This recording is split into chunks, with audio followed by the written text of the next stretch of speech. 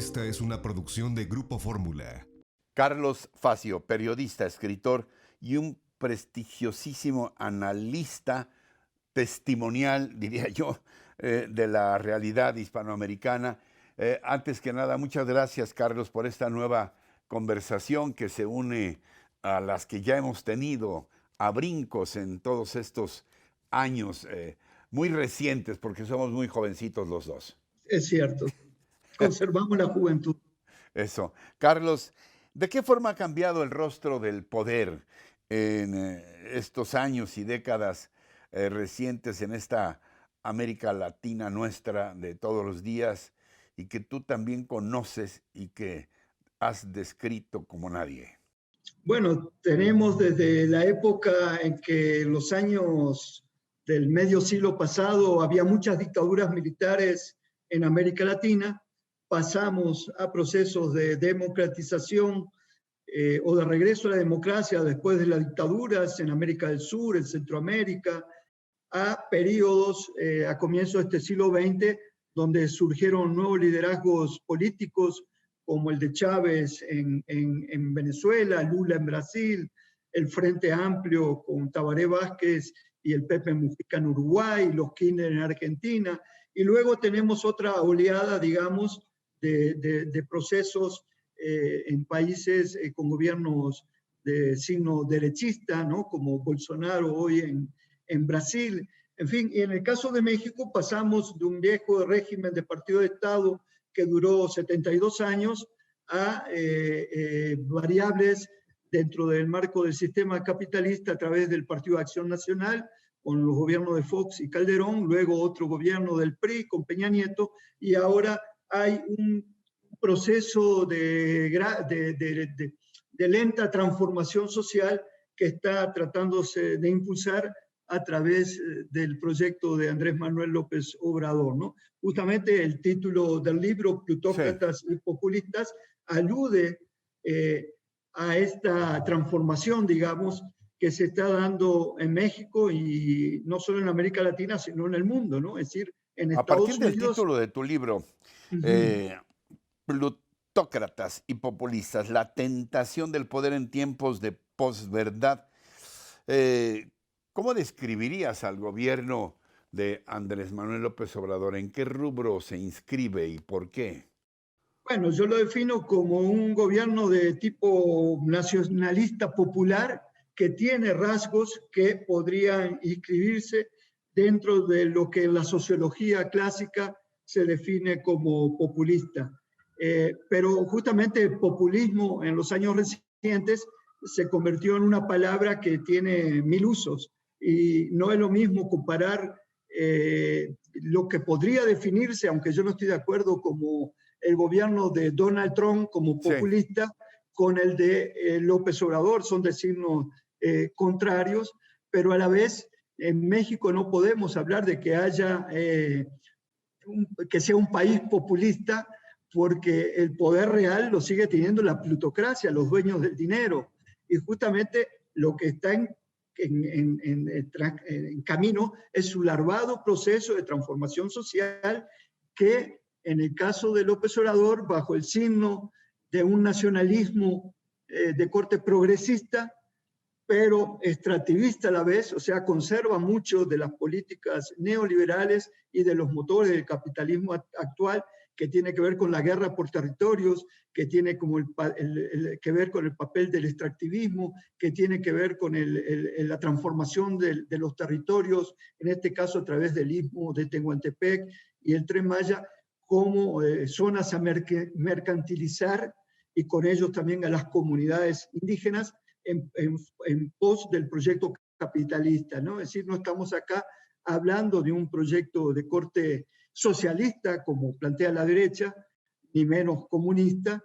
Y entonces, bueno, en este mundo donde la plutocracia, las famosas GAFA, ¿no? Estas empresas del Valle del Silicón, sí, en California, las de las nuevas dictadura digital, y a las que le sumamos empresas, corporaciones de inversión como BlackRock, ese es el poder real, ese poder está en México. Y entonces lo que está llevando a cabo López Obrador fue lo que dijo en su campaña, tratar de separar al poder económico del poder político.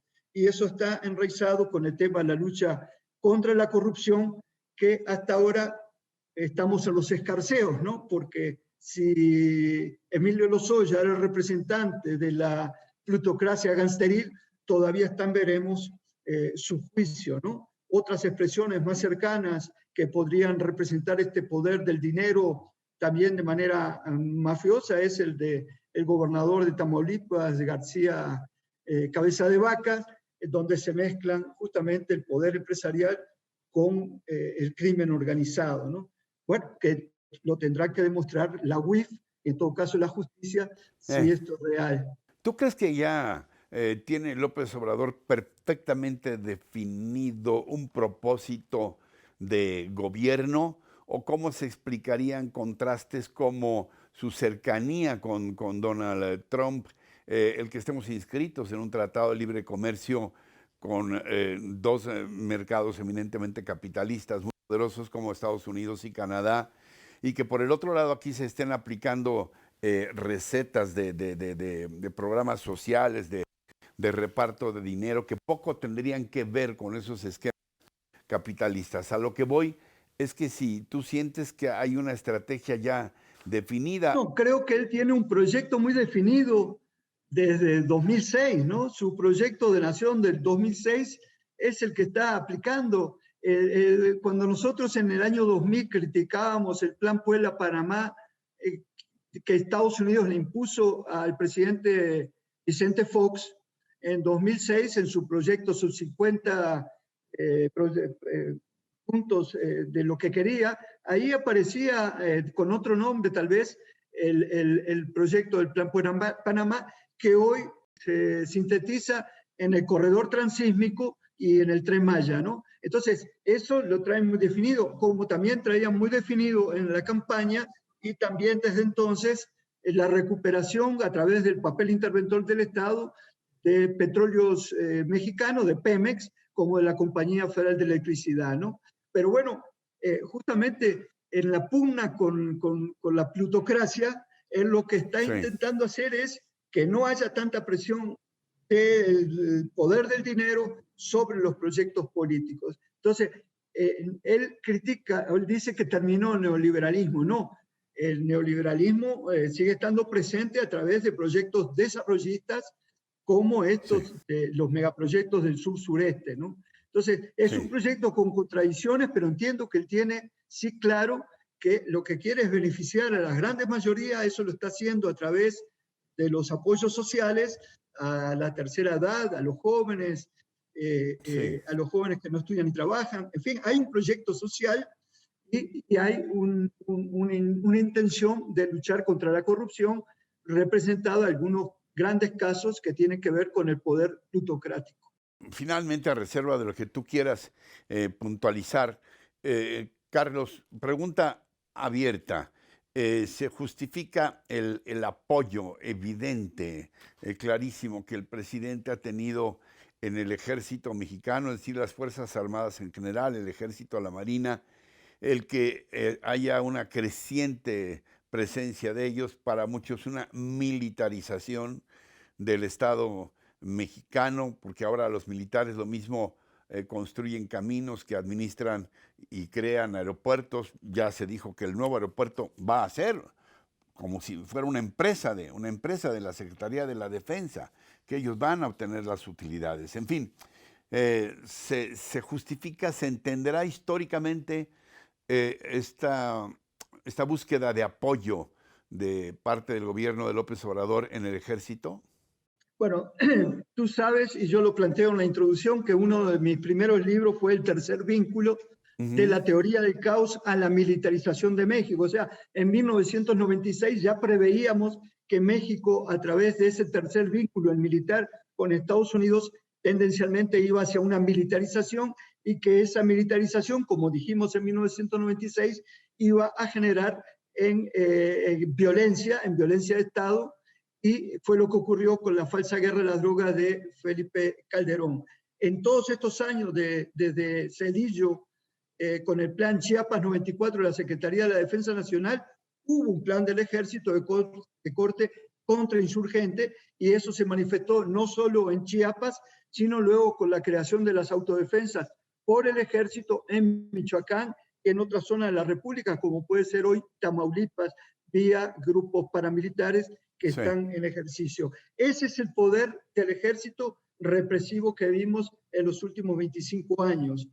Pero lo que estamos viendo ahora es que justamente López Obrador, que en campaña dijo que para él desaparecería el ejército y que quería hacer del ejército una fuerza de paz como la de Naciones Unidas, una vez que entra el gobierno le está dando tareas que son de corte social. Si nosotros analizamos el panorama, no vemos en los 3 años de gobierno acciones represivas del ejército y la marina como las que se llevaron a cabo en el periodo anterior.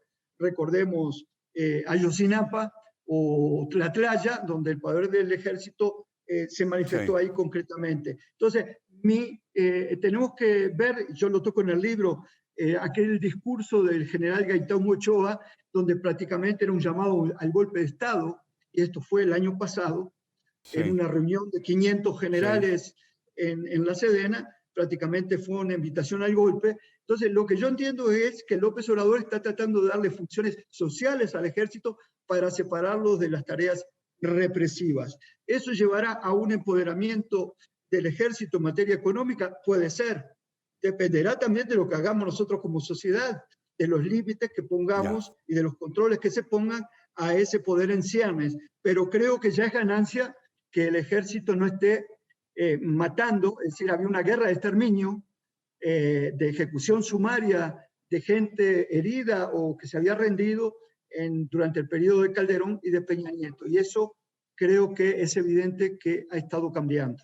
Algo más, mi querido Carlos, algo más que quieras puntualizar para quienes nos ven y nos escuchan. Tal vez, ¿qué esperas que encuentren tus lectores en tu libro más reciente, Plutócratas y Populistas, la tentación del poder en tiempos de posverdad? ¿Qué esperas que encuentren? Yo, desde mi perspectiva de periodista de investigación, profesor académico en ciencias sociales, manejo una serie de categorías de análisis que expongo en una introducción, que es qué es la plutocracia, qué es el populismo, qué es la posverdad, y luego desarrollo 18 capítulos que contrasto lo que dicen las distintas voces, la de López Obrador por un lado, pero lo que dice Krause, lo que dice Aguilar Camín, lo que dice Ferriz de Coin, lo que dice el Frena, es decir, lo que dicen todas las fuerzas. Yo lo que hago es contraponer lo que unos dicen y evidentemente hay una propia línea conductora y hay una crítica mía a unos y otros desde mi perspectiva, desde mi forma de analizar la realidad. Y el producto, bueno, es este libro que es una síntesis de 2016 al 2020 de la historia de México. Carlos Facio, gracias como siempre por estar con nosotros y de verdad gracias también por esta nueva gran aportación que haces al conocimiento de nuestra historia y de nosotros mismos y del momento que nos ha tocado vivir. Te mando mi abrazo fraterno de siempre, Carlos. Muchas gracias. Igualmente, un saludo a ti. Encuentra más contenido como este en radioformula.mx.